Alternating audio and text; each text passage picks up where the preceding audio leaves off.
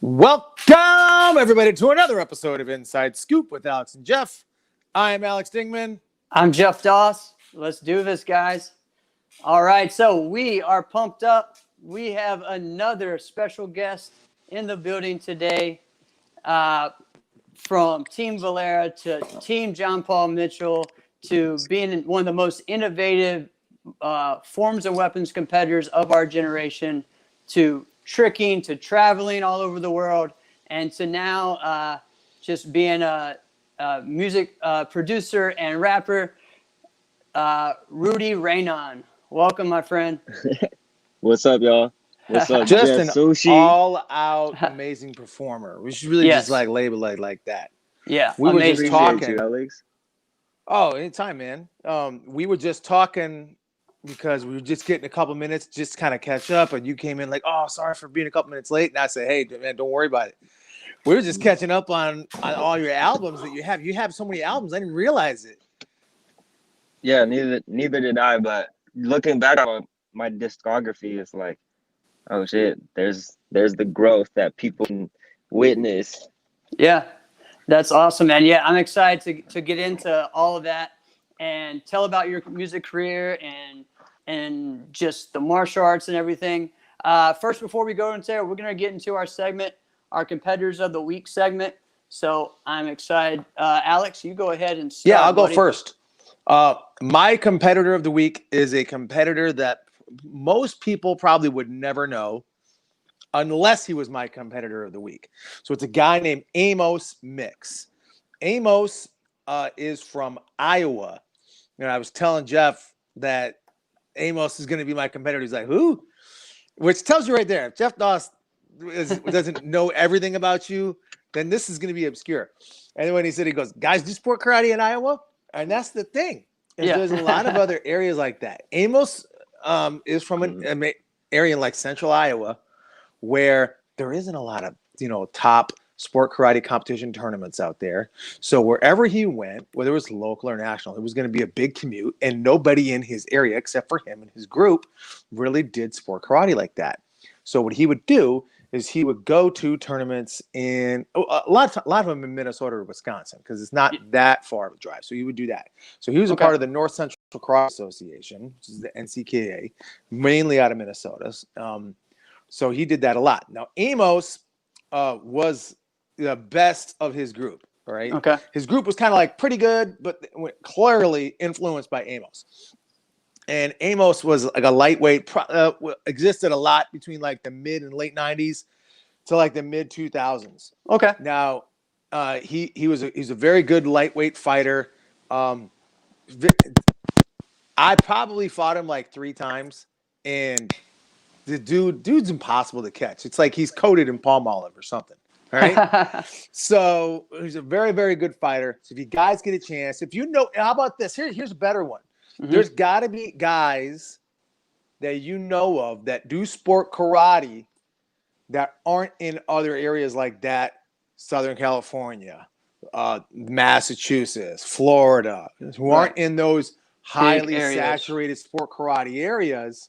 Right. If you know of guys like that, really get behind them and support them. Do things that you can to go out to them to really further this thing nationwide. We're a nation where we're big nationwide, but really we're in pockets. Yeah, that's true. We are very much so in pockets. Yeah. And it gets even more separated like that when you go into sanctioning bodies of tournament ones. Because like if you really think about it, NASCA is East Coast, and then it's sprinkled in a couple of different areas. Whether you go into the Bay, whether you go into the SoCal, whether you have some areas in Texas, sprinkled a little bit in the Midwest, but basically, boom, it's all on the East Coast. Right. So if you really get to like that, other areas of the country definitely deserve your encouragement.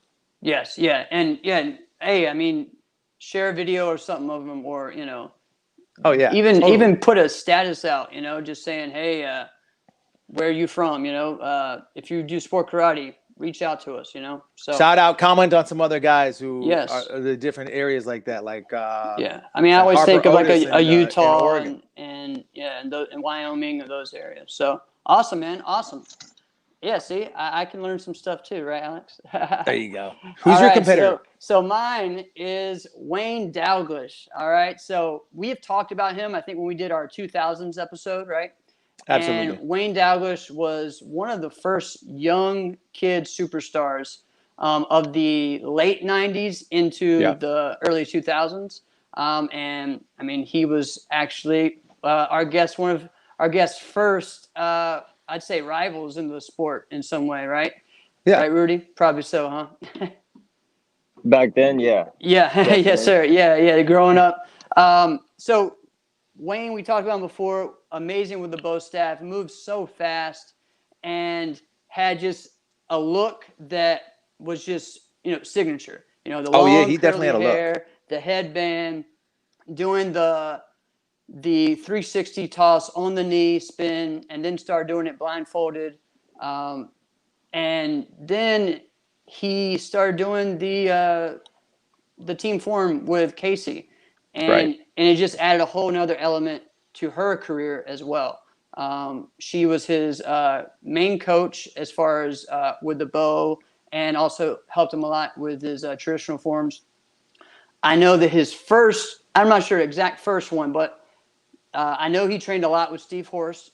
They were in the same area growing up. East St. Paul. Yep. So he started there. He was on John Chung's team, Joan Care first, and then he went on to Paul Mitchell, and now he lives in L.A. Right? Is that right, Rudy? Wayne? Yeah, he's been here for a minute. He's so low key. I haven't talked to him for a minute. Yeah, that's what I've heard. But the last time we've seen each other was probably in 2000. I would say like 10, maybe even 2000. Yeah, like it's been a long time. That long ago. Wow. Yeah. And he does a lot of different things, and I know he was doing some stunts and stuff, right? Yeah, he was killing it. Yeah. Awesome. So Wayne Dalglish, our competitor of the week, and he's from your area as well, Alex. So Wayne and I trained together a decent amount of times. Wayne was one of those competitors where he did everything, right? Mm-hmm. Where you're right. His signature of all things that he was best at was by far his bow form. Yes. He was just so fast at that. His speed on that was just a lot higher on that than everything else that he did. At the time it was called open forms. He was dabbling in that because he was a good martial arts athlete. That was not the thing that he excelled in the most. It was clearly his weapons form. Yes. And yet, Casey would train him. So I remember she came out to St. Paul for his black belt exam, and I think she was training. I think she said they trained for like 16 hours. Right? And Yeah. I thought she was messing with me. I'm like, no. Yeah. She's like, no, we trained for 16 hours. He wouldn't quit, man. He had so much energy. Right. Yeah. Yeah. It was. I remember that. He never stopped. It was pretty cool. Yeah. Awesome, man. Right. Awesome. Well, that was fun getting into our competitors of the week. And all right, now we're ready to talk about our man here, Rudy Reynon. And let's I put in your name. So Ru is your name, man. So where'd that come from? So I'm named after my father. Okay. My dad. I'm the second. So if you put 2 and 2 together, I kind of just spelt the last Ru and put it as RU in like a stylistic way, and it kind of just spoke to me over time. And the purpose of my name title reaches out to humanity in itself. Okay. In a way where I'm Ru RU. Who are you? Yeah. Love it. Yeah. So yes. kind of like the direction. Yeah. Oh man, I love it. I've listened to you doing some interviews and other podcasts, and I heard about your new EP, and I went ahead and got it, and now it's funny, man. New Energy is like my wake up call in the morning, so I get up and I just get out of bed and I just start dancing, getting good, and then I'm going from there. I won't show any of those dance moves. That's a good track. Yeah. Oh, appreciate you, Alex. Oh, bro, yeah, dude. You gotta post something on your socials, playing the song, dancing to it. Get loose. Yeah, I will. I like that. I like your style. Yes. So tell us about maybe just your what you just your purpose with your music and maybe where I it want came to, from. I want to know how you got into it, because Yeah. we saw you growing up. So when Jeff when Jeff mentioned, like, we mentioned Wayne and you in our we had a 2-week episode of the year 2000 and how influential that year was to sport karate. And obviously you were right at the forefront of that. All right. But we all saw you grow up, probably more than a lot of other people would, just because you were winning as soon as we saw you, right? You were in the finals right away. Yeah. And there was this new Team Valera. You were like, what? He retired. What do you mean he's Team Valera? Guy retired. And all of a sudden, there's these 3 guys on the team. And so where did the music part happen? The music part was always there. I love music. Like, I grew up around music. It was always playing at the house, R&B, oldies, a lot of Motown. But like, I had older cousins that were making music too, and they would have big sessions in their rooms. They would have all their homies over rapping. My cousin over there on the computer making beats. So I've been around music, but I didn't start getting into it probably around like 12, 13, because of sport karate. Like, when you do like the musical forms and things like that, I was super into that. So that really caught my attention. Being like a geeky kid and being around PCs and computers, it would intrigue me that you could use a computer to make music. Because my mom would give me like a guitar here and there, but I only played like little small melodies. But for some reason, when I found out that you can make beats on a computer, that's when I was like, yeah, this is something that I want to do for life. Nice. Like, right away, you knew, like, this is it. This is what I'm going to do. Pretty much, because I used to, me and Matt Emig, were into mini disc players. Yes. Oh, yeah. Remember back then, that was a thing? Yes, it was. That's crazy. So we would share like our mixes, and he would tell me like, yo, I just got this from so and so, don't give this away, this is like some secret stuff. And I would make a mix, try to make it like as good as that, and I'd be like, yo, this is what I made, check this out. And like, we would trade.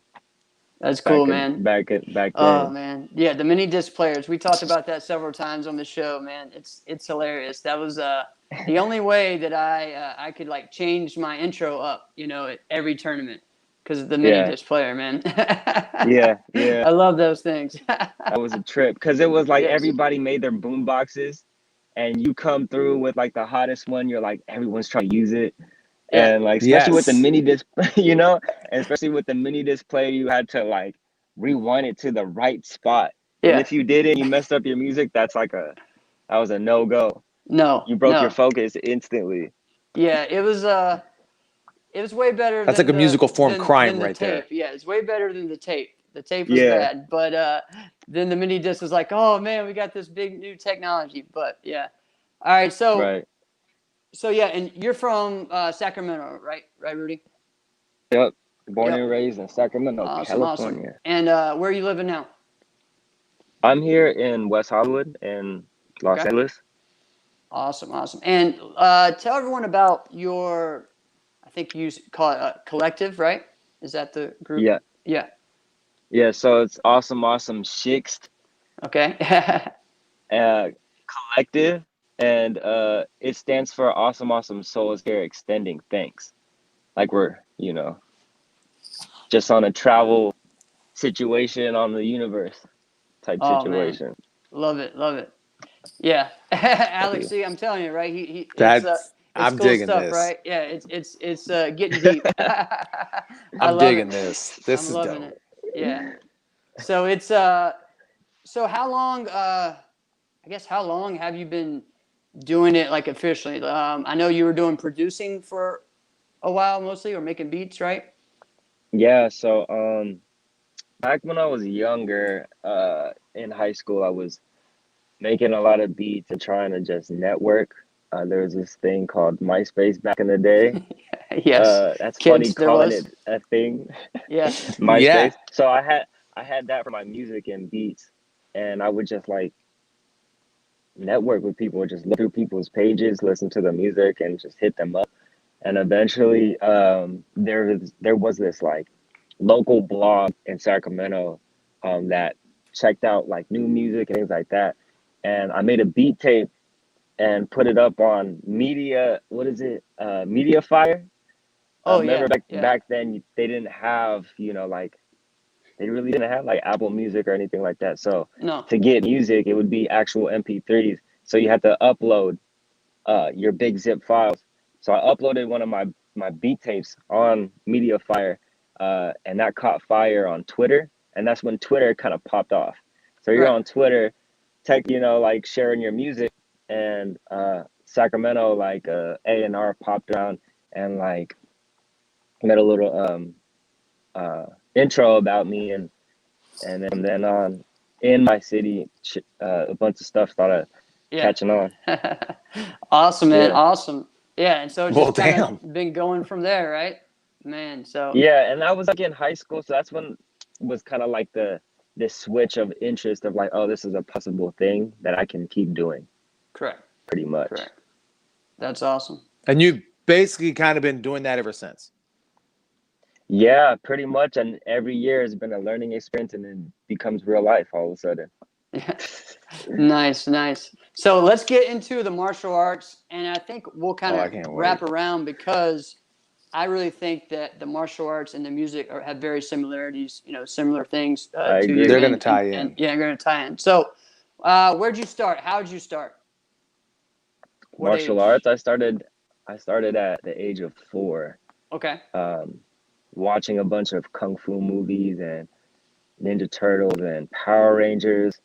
Yeah. With Taekwondo, and Okay. then I went to like a open tournament when I was like 8, and then I just saw like a bunch of flashy uniforms. I've never seen that ever in my Yeah. life. Yeah. And And then especially back seeing, then. Yeah. you're just, what the heck are they doing? They're flipping and they're kicking, yelling real loud. So I was, I didn't grow up like that. So once I found that though, my whole world just like flipped around. Came across Correct. these black and blue. I think that's what it was called. Yeah, Yeah. Black and Black and Blue blue video. Productions. Yep. Black and blue videos. So my dad picked up the Jimmy Pham one, the David Douglas one, and then I watched that faithfully for months until I can get some tricks. Right. And then I did my first open tournament probably maybe 6 months later, something like that. Okay. And then the rest was kind of history from there. Yeah. So that And you was like started to learn about, 98, something, 98, kind of 99, something like that. Yep, Because I think you were 10 in 2000, right? Yep, Around that, yeah. 90, 98, 99. Yeah. And so That's you're in exactly the the time Sacramento I started doing area. sports martial arts. So you're in the Sacramento area, and so you're probably closer to, Northern California. So you're competing in some NBL tournaments, right? And some of the local ones, probably. Yeah, Yeah. yes. I was bouncing around on different platforms. That was it's very interesting because each circuit is different. Yeah. They have their own little rules. NBL has their own rules. NASCAR does too. It was interesting bouncing around Right. and kind of like feeling it out pretty much, because you kind of want to see where you can grow like organically. Yeah. And I'd say like doing the whole idea of like bouncing around from different circuits gives you like a benefit in a way where it's like, oh, you kind of have to play in this box, but see what you can do to expand how you move. Yes, yes, definitely. And I've been a big proponent of that. I kind of competed everywhere and back and forth of doing that. And especially, I think in forums, it's important. For some reason, we don't see it as much in forums. I think people get stuck. We see more fighters go back and forth, but I think maybe it's the seeds that because you battle so hard to get that seed in NASCAR that you don't want to get rid of it. But Yeah. I think in forums, it's even more important because you kind of get to go with different rules and it affects your performance Right. and how to grow. And so for me, I became way better at certain things with the choreography that the NBL really pushed you to do, you know, and then the traditional forms were so different between the two. And so, yeah, I mean, I think it's great. And again, at that time too, like you were saying, people were in sweet sequence uniforms and all kinds of stuff out there. So Yeah, it's different. You don't see anything like that in NASCA. It's all black uniforms. So Let's see. I want exactly. you guys both touched on that. I wanted to jump in on that for a moment. So like, Rudy, like when you just like said what your experience was, your first tournament, when you walked in and said, "What the heck is this?" That Right. we need to encourage people to do that so often. So I talk to guys, and I do some things different as far as a martial arts professional that some people just would say never do. And one of them is that when anybody wants to compete in a tournament that's one of my students or someone within my network, I say go. I tell them to compete in every tournament. They're like, no, you got to protect them. They might get their butt whooped. I said, it's not about that tournament. That's Right. not the end result, right? Yeah, But right. look at that. Maybe if somebody would have shielded you from that, if somebody would have shielded you from that first experience you had, we might not have gotten to see you what we really ended up seeing. What if you would have lost interest somewhere along the way because you never got that exposure? right. That could have been a real possibility. Yeah. Yeah, definitely. Yeah. That's, man. All right. And so the next step was getting with Team Valera, right? Yeah. How the heck did that happen? Yeah. Because what I remember was it was you, James Solis, and Alan Sandoval. Is that correct? Yeah. And Aaron Neese. And Aaron Neese, yeah. Oh, I forgot. Man, my bad. Mm-hmm. No, it's all good. It was just kind of like word of mouth in ways where we would hit up, you know, like different, like you said, if I didn't go to these types of different circuits, I wouldn't have met James Solis and Mr. Solis at that time. And he was kind of like talking about who was, you know, kind of like the best in the game. And during that time, my dad was like, yo, check out this guy, John Valera. Then I picked up his Black and Blue video, and I was like, oh, yeah, I want to move like him. So, yeah. That kind, you know, like the idea of like, I say your words are so powerful, right? So when your words are powerful, you say something, it's going to happen if you continue and believe. That's always guaranteed. It's the craziest thing. I don't know. It's magic. Yeah. You know what I mean? So when you say these things, I guess, you know, at a young age when I was doing that, I was thinking about, I just want to be the best. And whatever, you know, the universe did for me kind of fell into my lap with John Valera. Right. And awesome. It was all because of pretty much my dad's like interest as well, because he knew he was kind of like my shaper, like of what I like. You know what I mean? Like he developed me in a way where it's like, yo, this is cool. This is cool. Even down to the way I dress at a young age is crazy. Yeah. Shout out to Pops. That's awesome, man. That's awesome. That's awesome. Yeah, so we have a big connection in that. So I was John Valera was my competition coach. He lived an hour away from me, you know, Roanoke, Virginia. And so for the longest time, I mean, he taught some other people, but it kind of was, I was the one that was consistent. And then he started teaching Stephanie Flowers as well. So we were kind of the two, students of his for the long time. And then when he retired, it was like, okay, what are we doing next? We lost you there, Rudy, your picture. And so we have, there we go. All right. Yeah. And then in 2000, he brought up the team and we were like, oh man, this is going to be awesome. So how did the team come about? So we saw the team with the four of you guys. Because it came out of nowhere, right? If it didn't come out of nowhere, I didn't know what it was. I just remember being around and being like, what is this? What is this Team Valera? That's right. Chris Walker's giving a shout out. My man Rudy, he says. Yeah, man. And Rashad, one of our current top Rudy, guys. I don't think we can hear you. Yeah. Can't hear. Nope. Oh, can't hear it. But that's all right. You troubleshoot that for a moment, and I'm going to jump in here. for a minute. So yeah, so we kind of touched on that, but it was interesting because and Jeff, jump in if I'm getting this wrong at all, but the guys on Team Valera the year before, we didn't, except I never Alan. saw Alan was him. the only, Alan was the only Sandoval one. I'd seen for a few years before that. Yeah, but the other guys, no. And I knew of Aaron because I think he was like part of Red Dragon or something like that. Red Dragon Karate. Yeah, so I'd seen him Right. at Compete Nationals before as like an underbelt. Right. So, but yeah, I didn't. But Rudy looked just like a little Valera. Oh yeah. Yeah. Cause the speed, the intensity, everything. All right. Yeah, there you go. Yeah, we got your volume You back hear me? now. Gotcha. Yeah. Cool.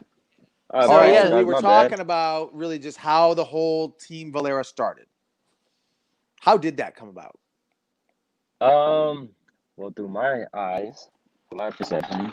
What did I see? I just knew that he was building a team, and he was scouting kids during, Compete Nationals, and I remember my dad was like, at one point he was like, "Yo, you better pretty much do good on this form, because if you do good, your team is looking at you." I was like, "Oh shoot!" So kind of geared up, Yeah. and I ended up getting picked up, and then it was pretty much like an invite to a workout session, and then that was pretty much the intro. Okay. And ever since then, we ended up getting together to train for a while, probably like a 2 week or like a week situation, and just develop and become Team Valera. Yeah. And so and you could tell you we were came doing around the the drills. next year. Yeah. Okay. Yeah, exactly. And I think it was like the next year, we came out and Wow. ended up Yeah, being I Team Valera. remember because I didn't go to compete that year, but compete nationals. But I went to Charlie Lee's, and I remember that being like the first time I saw everyone there, and Yep. John came there as well, because he has a lot of family and stuff around there. So yeah, man, it was awesome, and it just, for me, it was like, all right, and again, you took a while to get into your like getting loud element. You were still probably quiet in some extent, but like the look you had, the intensity you had, the presence, like to me, it reminded me a lot of a Jimmy Pham, and I think as you kind of moved up to me, it was like seeing Jimmy and John kind of combined. So dang, that's a lethal combination. Yeah, because you had the speed of John and the look, but you also had that smoothness to it. You had your own kind of you had your own flavor, So, and you just kind of kept evolving from there. So, as soon as you got on the circuit, you're up on stage a good amount. Now, like we said, some of your immediately. Yeah, like some of your first rivals though were like Wayne and stuff. What was that first kind of 3 or 4 years like as a junior for you competing on the circuit? That's all I thought about. Yeah, I guess at a young age, you're kind of just like, this is what's the business, like this you're is competing life. against this person. Yeah, this is life. That's all you care about. And so during that time, it was nothing but like, yeah, like I would say those are crucial times in my life, because those were the hardest times I've worked, besides ABDC. ABDC was crazy with Quest Crew. Yeah. That workload, kind of, like the early days of crazy workload kind of prepped me for what I do now. Awesome. Now, I heard this rumor about you when you were training. So you did how many different divisions did you do around that time? I heard it was like 6 or 7 of them that you were typically doing, right? Oh yeah, it was a lot. I don't know why I was doing so much, but I cut it down. I was doing at least 4. I think you did, as you got later into your teens, by the time high school age, I think you kind of cut it down to 3, right? Yeah, I think it was at that point you're kind of arguing with your parents. Like you're like, nah, I'm not trying to do that. I should focus on this, you know? And that's where And they I said, went. no, I you're was like, doing I'm gonna just do Japanese. but the thing it was like I didn't really have to do too much because doing pretty much doing all the divisions gives you a bigger chance to get into the next step. So that was the whole purpose of doing a lot in the beginning. You know, to up your chances of winning the championship. Correct. But as I got, developed in the sport, it was more of okay, like just hone in on this, hit it here, and then just go to the next step. Right. So the rumor I heard about your training, someone was telling me this, and I thought, get the heck out of here, this can't be. They said, yeah. So Rudy trains one division each day. And I said, what are you talking about? What do you mean? He said, well, like you train every day, right? And I said, well, yeah. And he goes, he'll do one division if it's just commas. That's all he's doing that day. And then the next day, all he's doing is traditional form. And then the next day, and I'm like, get the heck out of here. He's got to train forever if he does that. And they're like, no, that's what he does. And I can't remember who told me that. Tell me, is there any validity to that rumor? That sounds like Matt Emig or something. Oh, that sounds like Matt.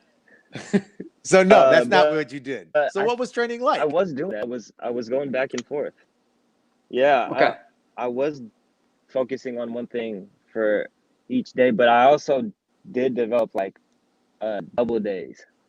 Okay. So it would be like a formula, you know what I mean? So it'd be like weapons, and then the next day, like all the weapons are crib weapons, extreme weapons, everything.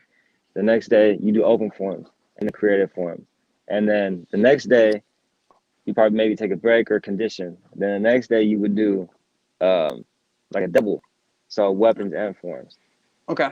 So it'll be like, like a formula. So that way when you work out, it's not so like one thing, It's like a little situation. Tackle it down a little bit easier.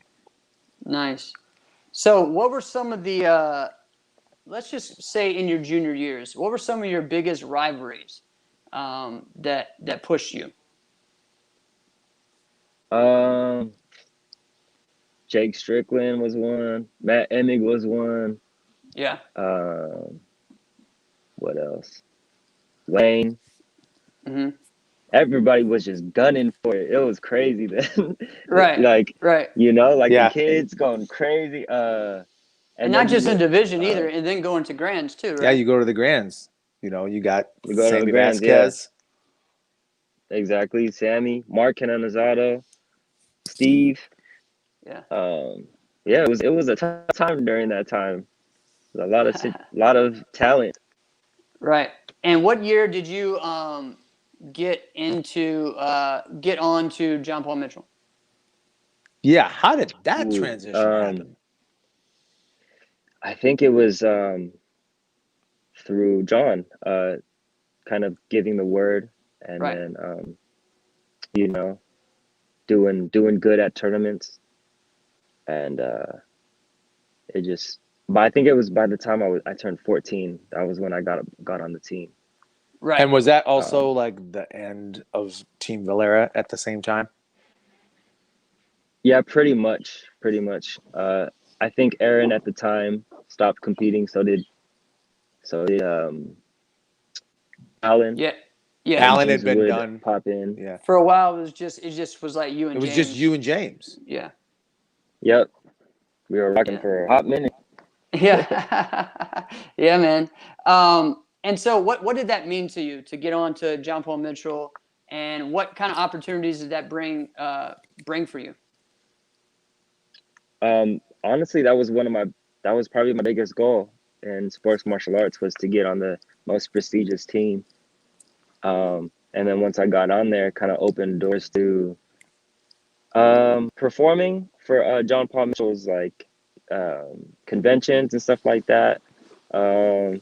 Also just getting free hair product. Yeah. That was probably the best. Yeah.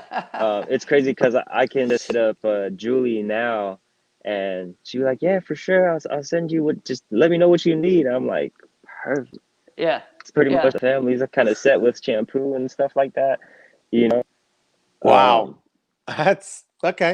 And overall, just overall, it was a great group. Right. It was a super dope group. Yeah, and at that time, I mean, it was. I mean, I really think they put together one of the best Forms and Weapons group there were. I mean, it was crazy with you, Emming, Yeah, Terada, Casey was still at it, Daniel there's Sterling. no other team that could ever I mean, compare at with that that. point, and I don't know, was Mark on there yet? I don't know if he was on there yet. He eventually got on there. Not Yeah, yet. But Not, yeah, he got down there. It was like, what was it, like 2008? something like that. yeah, Yeah. towards Yeah. the end. Yeah, towards the end of your 2009. Right. So yeah, I mean it man, it was just crazy back then, you know. Nick would probably just stop doing martial arts. Nick Begley did, but Calvin was on there. All those guys, man. So yeah, so I mean, and Caitlin and Lauren Carney. I mean, just crazy, just crazy. And that's something that's cool too that people I don't think mention enough about John Paul Mitchell is that once you're on, you're part of that family forever, you know, and I think that's pretty cool. That's something that people maybe forget or whatever. You know, they're always included back into that group, so it's pretty awesome. Right. Yeah. Rudy, I gotta. Oh, look at Carmichael's Yeah, jumping in. Let's go. All right.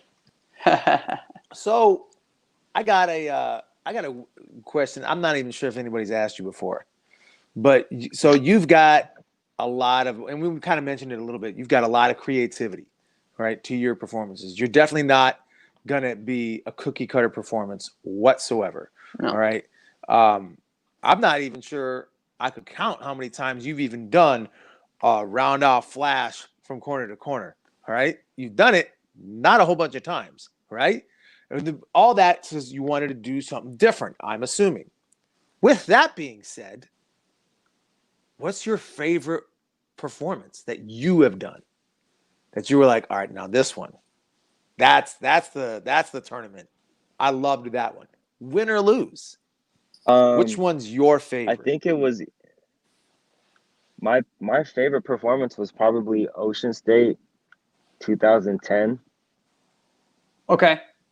And was it your creative form? It was my extreme form. Okay. Talk to me about it. Oh yeah, I just felt like I was. Why was that one? Like I was pretty much feeling like I was at my prime. Just like the way I felt. Because sometimes you don't always necessarily feel good when you look good when you're performing, right? Yeah. But with that performance, I was feeling good and I was looking good. And that would probably be a big reason why I like that form. That kind of just pops up in my mind right now. Right. And man, you not only were one of my favorites to watch in forms, but I think you're one of the real innovators of combos and weapons. And I think some people don't mention that enough. What was your mindset with combos at that time?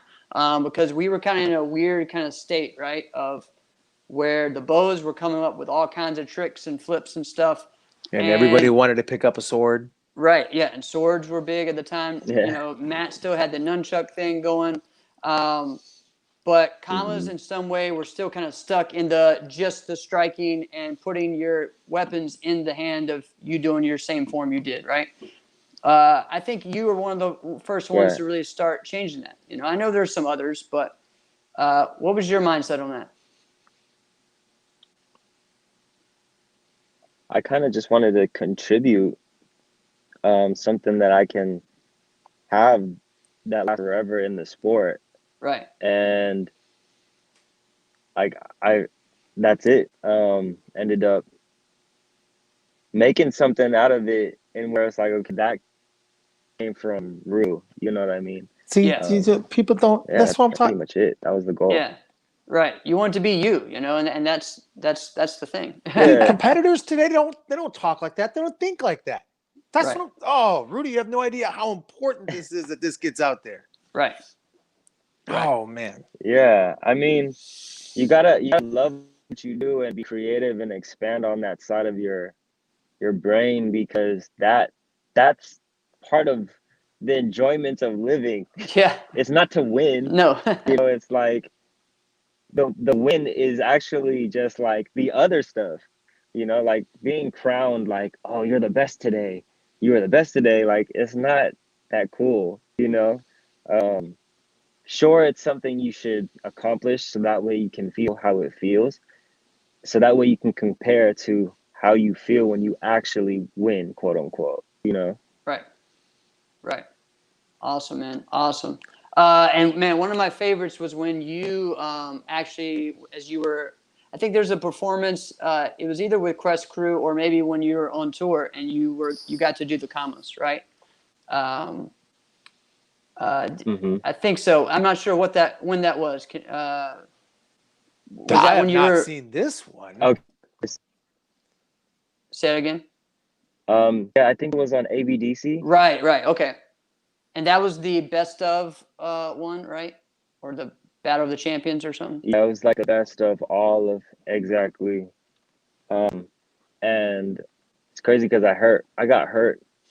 I got hurt during rehearsal for the second episode and was out probably throughout the whole thing until last 3 performances. Wow. And I think it was like the second to last performance, which was the one to keep us in, or actually, which was the one to win this situation. Right. But I just remember doing the commas and like doing like figure eights and going outward. My shoulder was just jacked because that's pretty much like what happened. I fell. Yeah, man, Rudy got cut out there. Wow, it sounds like he was training. Yeah, he fell on his shoulder. It's kind of what he was alluding to. He did. Yeah, he fell on his shoulder. I know that because I think actually Steve on one of those things got hurt as well when he was performing on ABDC as well.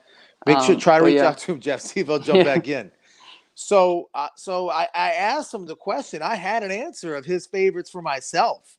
For each individual one, because they're different. They're actually on different years for my favorites, like extreme form, creative form, and weapons form for him. I think 2010 was my favorite year of him doing his commas. That was probably my favorite. And 2000, yeah, definitely. And it was just like I would just watch it, and it was just like there was a number of them, and I was present for him and watched the videos, but. I just think that year I think that those performances were my favorite. But he was alongside and worked with guys he just referenced. We talked about Steve Tirada, who approaches things very similarly in the sense that, yeah, sure, that was phenomenal. That was great. I'm changing it after this. All right. Yeah. I'm going to change it.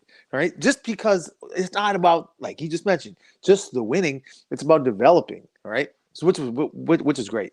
Now, as far as his extreme form, I think the way he ended in 2008 shut the front door. That was his last year as a junior. All right. Right. That was amazing. Yeah. I mean, he was just so dominant and just, man. And at the same time, too, he was very underrated, too, because sometimes he didn't win. When like looking back, we think he won a lot, but like when you're into those years, you're thinking, man, Rudy should have won this one or whatever, And he was just so creative. And he had that work ethic, and he had the support of his parents, man. His mom and dad were great, and they definitely stepped up big time and helped. So hope that he's able to get back in here. I know he was having some that's okay. So, but we also mentioned that he did it all. So he did creative forms as well. And I thought when the creative forms thing came up, because he did a lot of NASCA, right? There's a lot of NASCA competitors for the creative forms division. I hate it. I really hate it. Right? Yeah. The way it exists today, it exists as a way to try to penalize competitors. Right? It's basically what it's there for. Oh, don't do this. Right. Well, you can do that, but don't get too close. Right. Go up to the edge. Ah, you stepped over. Got to kick you out. What are you tell me to get close to the edge for then? Right. And that's kind of what it's about. So it was like, okay, you can't go inverted. You can't go more than 360. Right. I think in his creative forms, he didn't even come close to attempting that. Right. He did one where he did a hook kick and then jumped and switched the other way. Yeah, did another hook kick. Hawkeye, yeah. And then came and switched back and then did a pretty dope position. Yeah. And I'm thinking, nobody in this division has ever done that, let alone thought of that. Right. Nobody has. Yeah, right? It's cool. I always love that. It's just great. And that's the thing is you can go difficult or you can go different. And he had a knack of doing both at the same time. Yep. Which was super cool. Definitely. Yeah. So, yeah, man, I think, one of my favorite things about him was also, the music, and also just the way we're getting into the combos part, like he was the first one I saw doing like, the finger rolls where it was doing it on one, on one hand, on one finger, and just different things. We were like, what is he doing? Like, is that magic? For those of you guys just jumping in and don't see who we're talking about, we're talking about Rudy Reynon. So if you guys have any experiences or great performances with him, chime in on the comments. Let us know. Yes. Yeah, Rudy, there we go. Are you? Yeah. All right, he's back. He's back. All right, man. Yeah, so we were just talking about the creative forms. We were talking about Alex just shared a couple of his favorite ones. Tell them those real fast there, Alex. Yeah, so I mentioned, like, I've got it, in my mind, like, my favorite performances of yours for your creative, your extreme, and in even your weapons. And I just really thought about it. Like, I was there present for all of them, but even going back and watching some of the videos from that time period, I really feel like 2010 was my favorite time period of your weapons. Like, that was just like not even close, right? Oh, and man, thank you. But then I step back and I start thinking about it. And I'm like, then I want to say best. I said favorite, right? Yeah. So my favorite, I think one of my favorite times of your extreme form was the way you ended the year in 2008, your last year as a junior. And the way that year kind of went around and ended, like that was your last year as a junior. And Jeff, you'll know this. It's possible to do in form division. Fighters just do it. But it kind of looked like you just psychologically bullied the rest of the division. Like, I'm the adult. Yeah, I know I'm in the junior division, but let's just be honest. Don't come near me, right? No, it never verbalized any of this stuff. Doesn't get verbalized. Jeff, am I right? Right. No, you get it. It never gets verbalized, but we were looking at you like, this seems unfair, right? You should not be in the juniors, right? And then immediately goes to the adults and starts winning right away. Right. So, but then I remember there was a performance I was talking about, and I think it was Ocean State, when you were doing a creative form division as an adult, and you did, because I hate the creative form division in NASCAR. I hate it because it basically exists. I literally just verbalized this about it exists to try to penalize the performer or get close to the edge. Go ahead, do this. Oh, but you stepped over it. Now I got to kick you out. All right. We want you guys to really do this. Do this, but just don't do that. All right. That's funny. But is that kind of what it felt like to you? Yeah, because it's like you wanted to exactly push the boundaries as far as you can do it, and then I liked it because it gave other people opportunity. Yeah. In ways where it's like you can express this instead of going all flashy. Right. But did they do that though, Rudy? In a sense, yeah. In a sense. Okay. But here's what I'm getting at. Because the performance I remember that I'll never forget. I'm watching you when you're up and you did like stationary, you did a hook kick, and then you switched, did a hook kick with your leg going backwards. All right. Switch right. But I remember thinking in that moment, I'm like, nobody in this division is even thinking of that. Nobody's even thought about performing that. Nobody, right? Yeah. And that's what I mean. So when I say, did they do that? Because everybody would try to do the 360, but not quite. Right? They'll go a little bit, but not quite. Right. Try to go a little bit inverted, but not break the rules. Where it felt Right. like you didn't even try to do that. Well, like, forget it. I'm not going to try to do that. Right? I'm going to do something they've never thought of. Mm-hmm. Yeah, yeah, and that was the point. You know, I mean, I think there's certain ones I know in some level. I think in certain juniors and one, it's like, okay, these are the hardest tricks that we can do in this division. Let me put all of them in there and do that. There are some that do that, but you have ones like Rudy, like a Marcel, like other ones that, and even Vince Garduzio later on did some pushing the envelope, you know, a little bit through that. For me, I like the division's concept.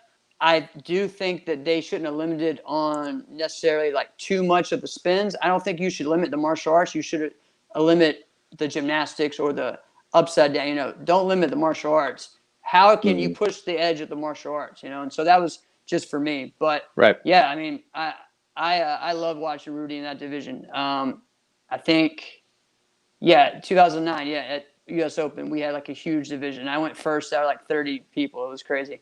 But I remember competing in that, man. And it was just fun because there were certain people. There was about 6 people that were trying to push the envelope.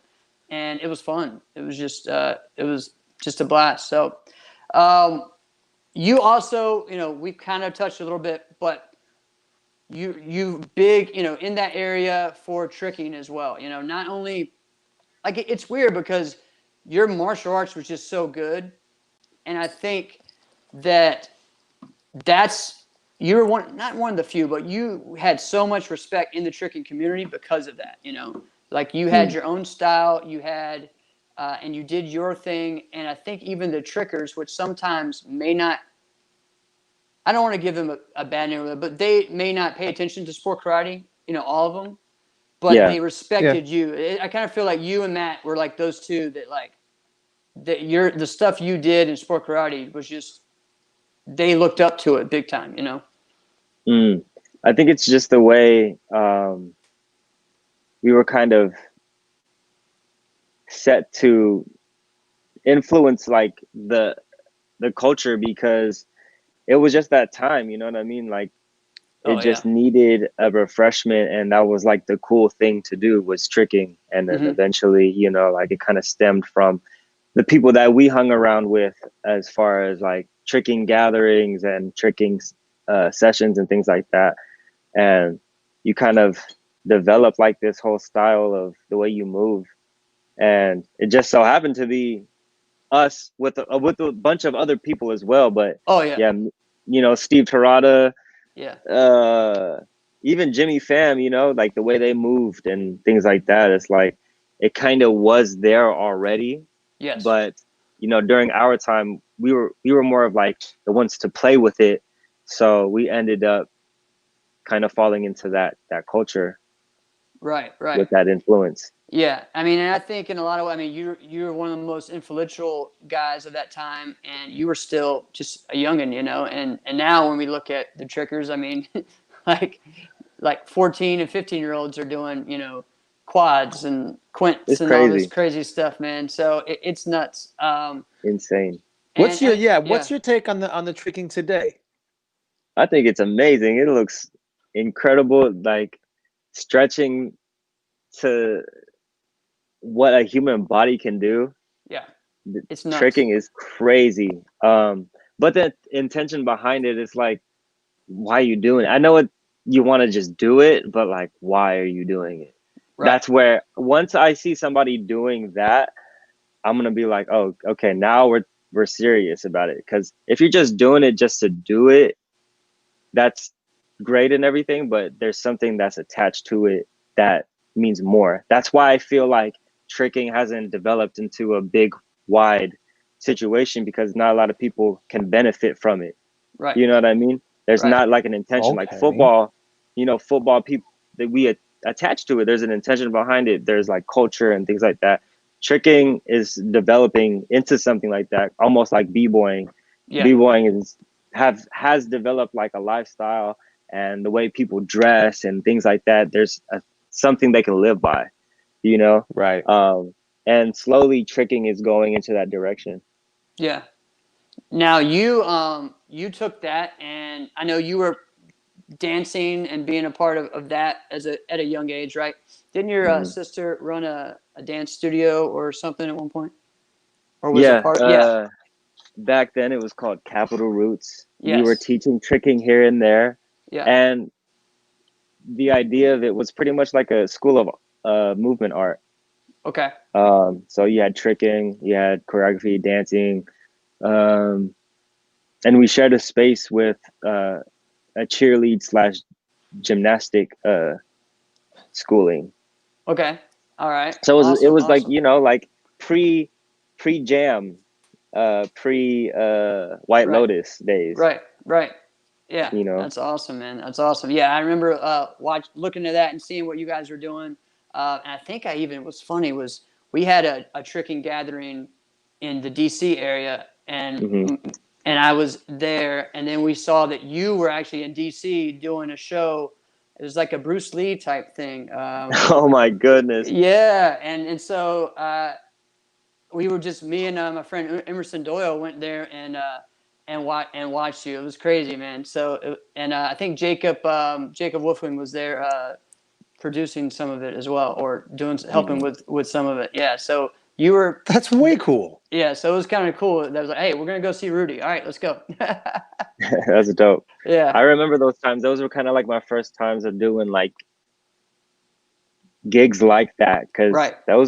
I have no idea what I was doing, to be honest. And that I was kind of just jumping into a game I didn't know how to play really, but I just knew about my talent, Yeah. you know? But because it was so brand new, like dance, tricking, like that whole situation, I was just like, this is a little like difficult in a way where you had to follow somebody's choreography, somebody else's vision, you know? But it was definitely a time of like learning how to move my body in different ways, Right. you know? Right. Now, you mentioned this a little bit. We've kind of touched on it, went around it. Talk to me about your dance. So, when you dance, would you say like what's your style? What is my style? Kind of just, I started off doing like hip hop. Yep. So my movement is based off of that. But the feeling is just pure like how I feel now, since I've been kind of like freely moving, just with how I feel. It's more of like a genuine feel, but I would say the base is hip hop. Okay. All right. Mm-hmm. And then so did you start traveling for tricking first or dance, or was it kind of like, hey, we want you to do both? Oh, it was definitely martial arts tricking. It was definitely martial arts. All right. Yeah. And what are some of the places, some of the people that you travel with, and places that you performed with, so people know?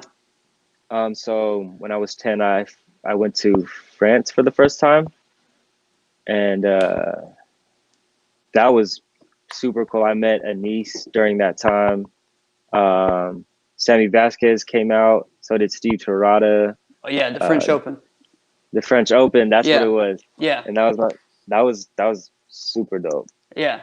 Yeah. And East Trip has always interested me because everybody else, it kind of makes sense, right? There's a saturation of people that can kind of build off of each other. And he's just this tall unicorn sitting in France. You just plucked him out, and all of a sudden he's an amazing tricker. Like, where did you come from? How's that possible? Yeah. Right. Yeah. Yeah. He's an amazing dude, man. He's killing it right now as well. Yeah. So, but as far as who was the first, well, tell our listeners who you traveled with, as far as like perform with, like artists and shows and different things like that, for dancing, tricking, whatever.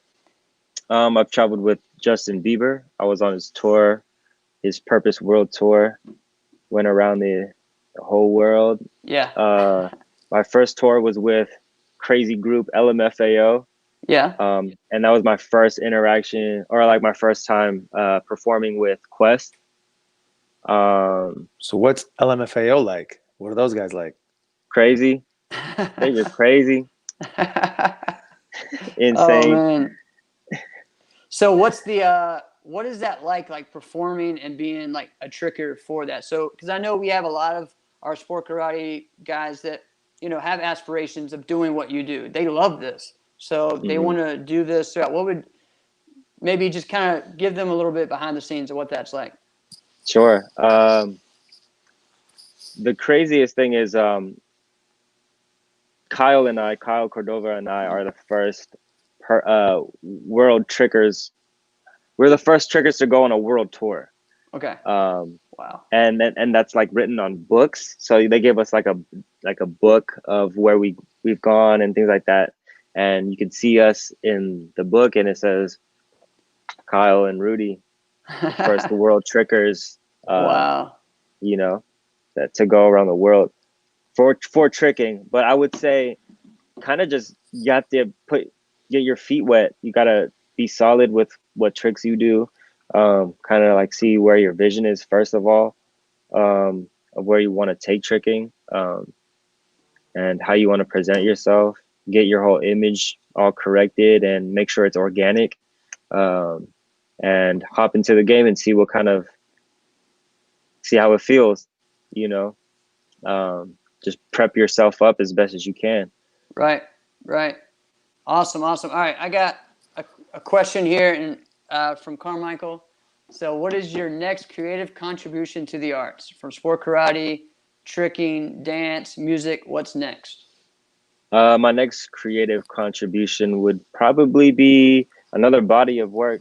I'm working on a single. I got a couple singles out, and just want to release like music with the type of bounce I'm performing in my music. It's like it tells a story of like where I'm from, how I move, you know what I mean? My mindset, everything, that you can kind of, I would say pretty much my music is like the perfect way to get to know who I am, like inside it out. Right. Like no strings attached, like literally just bare naked, like this is who I am, this is who I think I am, this is who I want to be, things like that, and what I live by and things like that. But it would definitely be like a single or, a couple singles. Awesome. Yeah, that's as far as music. Now, and the one you got out right now, Flow State. Flow State. Yeah. That's the newest one, right? Yes, sir. But to circle back, like we were talking about when we first started the show, you got a ton of stuff out there. It's all different too. I do. Yeah. I was telling Jeff, I was like, guy's got an R&B album. Shut the front door. Right? Yeah. And he's like, no, who is that? And I'm like, dude, I'm telling you, it's Rudy. Right? And so, like, so what I love about that part is you're kind of a chameleon, right? In the sense that, like, trying to pin you down to like, no, this is what Rudy does. This is who he is.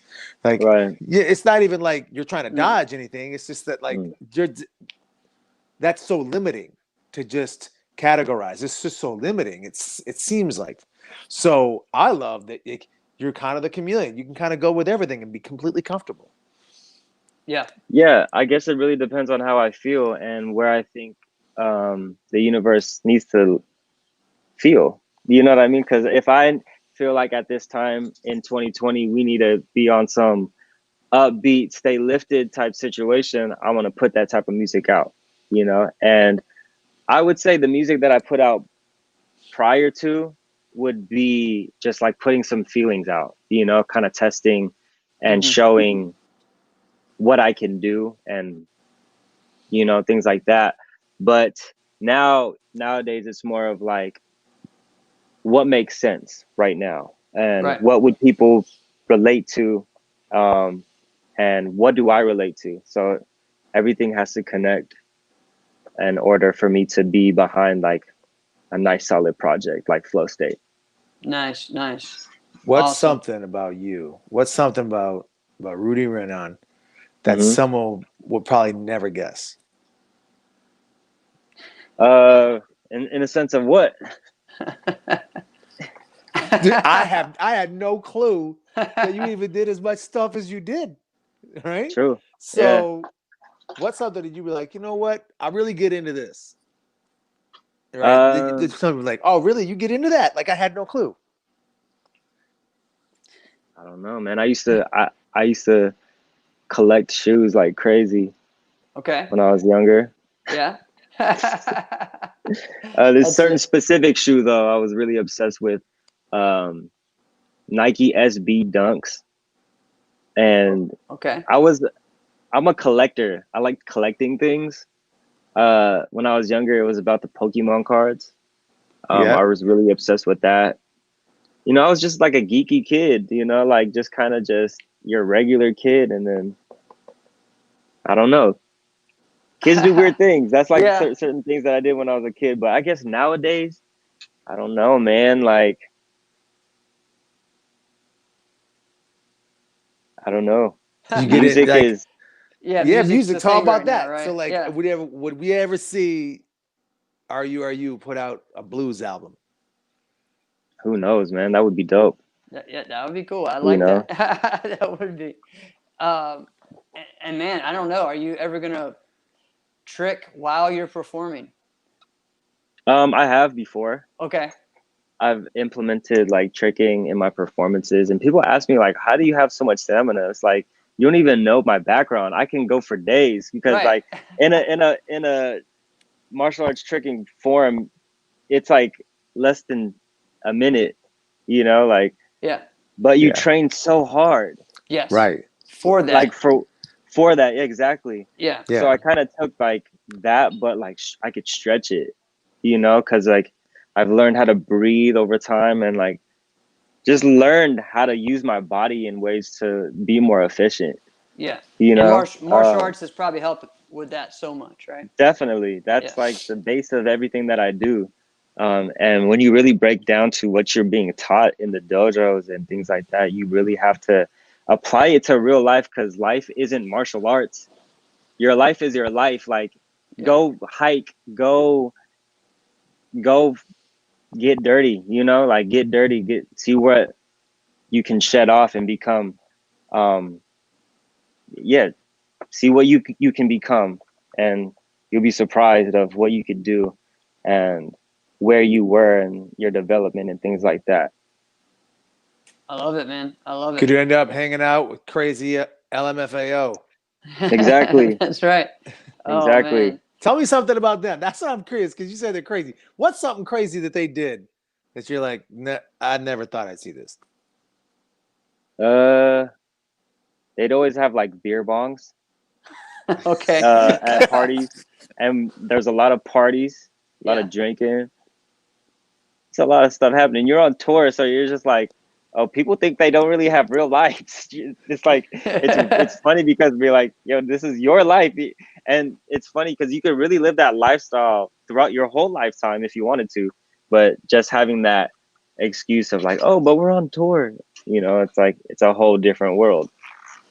All right, Rudy. So Rashad Eugene asked, what is your second favorite weapon besides combos? My second favorite weapon. The chucks are cool. Yeah. I like chucks. I also like the bow staff too, but I would definitely say chucks. It's just different. Yeah. Did you do traditional weapons some? All right. I didn't. I know you did traditional forms, but Mm-hmm. yeah. That's someone you'll have to check out. I don't know if you know of Rashad, but he's one of the more innovative weapons guys we have right now in sport karate. Nice. So you you would have like to this check him dude. out. Yeah, I mean he's bringing out triple bow, and he did a form with a broom, and No way. yeah. So he did a form with an actual broom. Yeah, a That's real cool. one. Yeah, so, And it was pretty dope. Yeah, it was pretty Let's good. go. Yeah. I'm trying to see someone pull out a chair. Yes. Rashad. Oh, he'll do it. There's the challenge. He'll do it. He will do it. Pull out a chair. Yes. Actually, coming up in December, we're going to have we've been having with coronavirus and everything. Jesse Ray from New York, and we also had another one last week, a Pro Point that was put on by Alex Reyes and Ernest Miller. Was a tour called Virtual Fight Tour, and then there was a Pro Point one. So like pay-per-view style events for point fighting, right? And so Jesse is going to be doing one called Virtual Forms Tour. So that is going to be coming up. So it's going to be like a triple threat is kind of the way I call it, but with different competitors, So it's going to be exciting. Rashad's one of those guys, and Alan Davies, and Shaquan Parson, who has made a name for himself on TikTok. And then we just got another one with Sammy Smith from John Paul Mitchell, Noel, and I can't think of the other girl's name. I know someone else can put that in there. But so myself, Jackson Rudolph, and Carmichael are going to be the commentators for that. So it's going to be a lot of fun. So this is kind of like the next thing for sport martial arts. So I hope that we get to share that. I love tricking, but I also love like what it takes to put a form together. And and I think it's a whole different thing. And I think when people really start to understand it's really something they can appreciate. Yeah, I definitely agree. In a perfect world for me, with forms and things like that, I would want to see more like freestyle. Yeah. And just kind of seeing, instead of like maybe I have like a perfection side of it, because I get that part of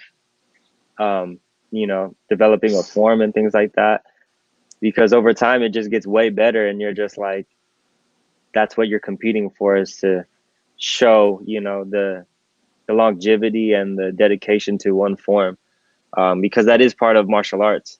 Right. And I think it's super cool to see that, and if you can kind of see the vision on that point of view, you'll be able to understand the beauty of it. Yes. Yeah. I mean, for me, that's something that I've done, and it just pushes me. It challenges me. It's just, like in a real fight, our forms are not real fights. But if I'm not going to have planned what I'm going to do, so I'm going to do the same thing. It's just going to challenge me as a martial artist to get out there and just perform, right? And and I think I would love to see more people do that. And to where people can't tell that's what you did too. You know what I mean? Like, like you just get out there and do it. It's fun. It's fun for me, and it challenges me. And I know there's several others that do that. So it's pretty sweet. Yeah. Well, before we do our final sign off, yes, you kind of started to drop something there, Rudy. I got to ask you, is there any chance you compete in a form again? No, definitely not. I'm so sorry. Like, I can't even go back and step in there. And, like, I think it was just like a great time in my life, and I learned so much from it. And it was a great stepping stone for where I am in my direction of living. But I will say that I still contribute to the art. I started doing a Zoom class a couple months back. I saw that. That's right. Good. Right, for commas at least. And it's been cool because I've seen a lot of people come throughout the world, and it's like somebody in Australia and he's up at 6 a.m.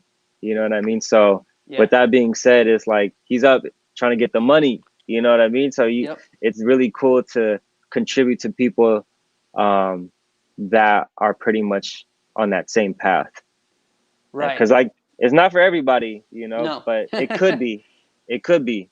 Correct. It all depends on your mindset and what you're trying to do with your time. And right. Well, this is also a good contribution back to the sport as well, yes. what you're doing here.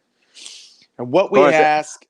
Honestly, that's why I wanted to pick this up, because I haven't talked to the community, about development of who we are coming from that background, and this is a great platform, you guys. Yeah. Thank you, man. Thank you. Sure. Carmichael has one more. I know he wants to see Rudy and La Boniga and Steve and these guys all together on a show, man. That's funny. That would be really super good. cool. That'd be super cool. That would What be. do you think about that? I actually talked to Lyle last month, and we got something in the works. You just kind of have to wait on it. Okay. There's something developing, but it really depends on timing. But it's gonna be super dope. Awesome. Oh, one more thing before too. Let's see. I think it was 2011. I was at Super Grands, and it was in Sacramento. And let's see. I think it was your cousin. Yep, my little cousin. Yeah, your little cousin, man. And Yeah. It was like a perfect, like, it was so funny because it kind of reminded me of like seeing you for the first time, right? When you were younger. And he had that same style and he had that look kind of similar to you. And I think, I was judging him as well and it was cool, man. And then see him win his first title out there in Sacramento was pretty sweet, man. So, so you've been, I'm glad to hear that you've been contributing and teaching more and just and seeing, what the future, what the present right now is and how we're going to take it to the future, man. So thank you so much for just the contributions you've done and just showing everyone that we can evolve and take what we've learned here and take it into something else, right? Right. So, yeah. That's the best. Yeah, man. Yes. Go ahead, Jeff. So we let everybody finish off what we do. We say, leave your voicemail for the world. And this is how we want you. What do you want to leave the world knowing, your mindset, whatever you want to share? How do you want to end this? Balance is life. Realize you. Yes. Infinite recreation of self. Oh, that is all right. Love it. You guys have to, yes, we've gotten some good, deep conversations these past 3 weeks. We had Carmichael 2 weeks ago and now Rudy. Rudy's dropped so many gems tonight. It's like my mind is blowing, man. I know. I love it, man. Thank you so much, Rudy. No, thank you. Thanks guys. You guys have a good night. Before we go, Jeff, how could we almost do this? We didn't say happy birthday to the director. Oh, I know. That's right. Can you believe this? Yes. Everybody Travis join us. Happy birthday to Travis Powden. He's 40 today. Yes. He's 40, 4-0.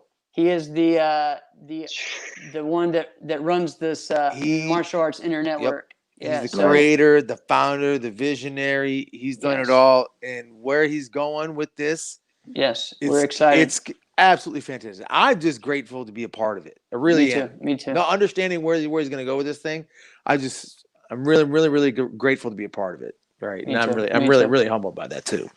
So awesome. Everybody say happy birthday. Wish him a happy birthday.